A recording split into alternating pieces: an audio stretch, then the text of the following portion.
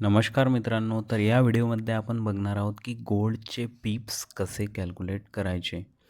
खूप जणांचे बिगिनर्स आहेत जे फॉरेक्स ट्रेडिंग करत आहेत, त्यांना पिप्स कसं कॅल्क्युलेट करायचं हे अजून माहिती नाही आहे. जसं आपण बँक निफ्टीमध्ये म्हणतो की बँक निफ्टीमध्ये 100 पॉईंटची मोमेंटम आज आलेली आहे. तसंच आपण जर फॉरेक्समध्ये ट्रेड करत असाल तर आपण मोमेंटमच्या जागी पॉईंटच्या जागी काय म्हणतो, पिप्स म्हणतो. पण ते पिप्स कॅल्क्युलेट करणं थोडंसं कॉम्प्लिकेटेड आहे. ते मी तुम्हाला आज या व्हिडिओमध्ये पूर्णपणे सविस्तर सांगणार आहे.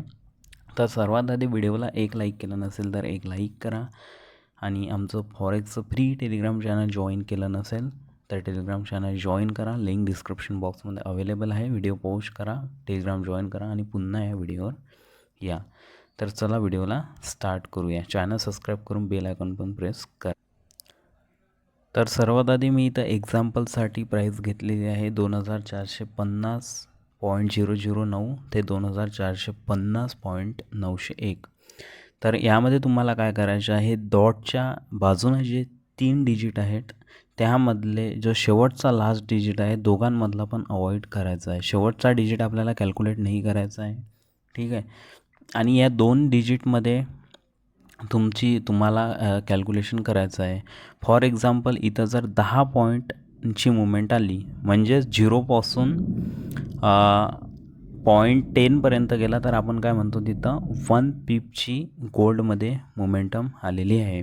आता इथं 0पासून किती गेलेला आहे, 90पर्यंत गेलेला आहे प्राईस. म्हणजे किती, 90 पॉईंट चेंजेस झाला.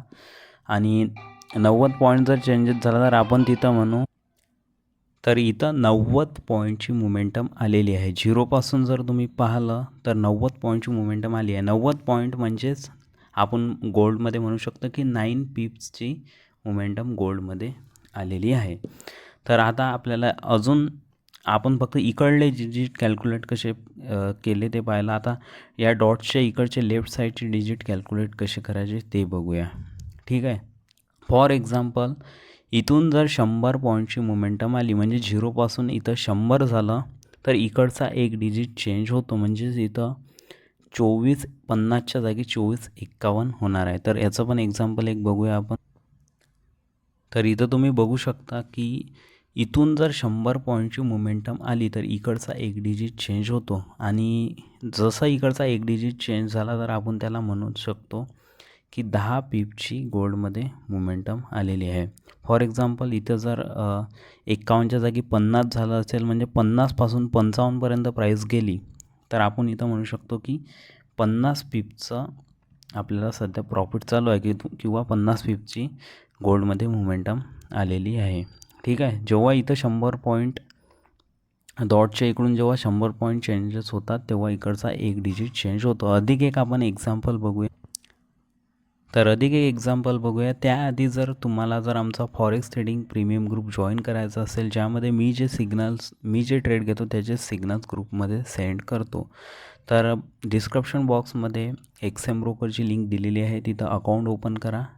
अकाउंट ओपनिंगची प्रोसेस पण सिम्पल आहे. अकाउंट ओपन करून मला व्हॉट्सअपला किंवा टेलिग्रामला आय डीचा स्क्रीनशॉट पाठवा. तुम्हाला तुरंत फॉरेक्स ट्रेडिंग प्रीमियम ग्रुपचा ॲक्सेस मिळतो लाईफ टाईमसाठी, ठीक आहे. तर इथं आपण अजून एक एक्झाम्पल बघूया. आता बघू शकता 2450पासून प्राईस कुठे गेली, 2471पर्यंत. म्हणजे इथं 21 पॉईंटची मोमेंटम झालेली आहे इकडच्या साईडने. तर एका पॉईंटची जेव्हा मोमेंटम होते तेव्हा 10 पॉईंटने 10 पिप्स इन्क्रीज झाल्या असं आपण म्हणतो. तर 21 पॉईंट इंटू 10 जर केलं तर 210 पिप्सचं मुवमेंट गोल्डमध्ये आलेलं आहे असं आपण म्हणू शकतो, किंवा 210 पिपचं प्रॉफिट गोल्डमध्ये सध्या चालू आहे असं आपण म्हणू शकतो. तर आय होप तुम्हाला समजलं असेल की गोल्डच्या पिप्स कॅल्क्युलेट कशा करायच्या. प्रत्येक पेअरच्या पिप्स कॅल्क्युलेट करण्याची पद्धत वेगवेगळी आहे, ठीक आहे.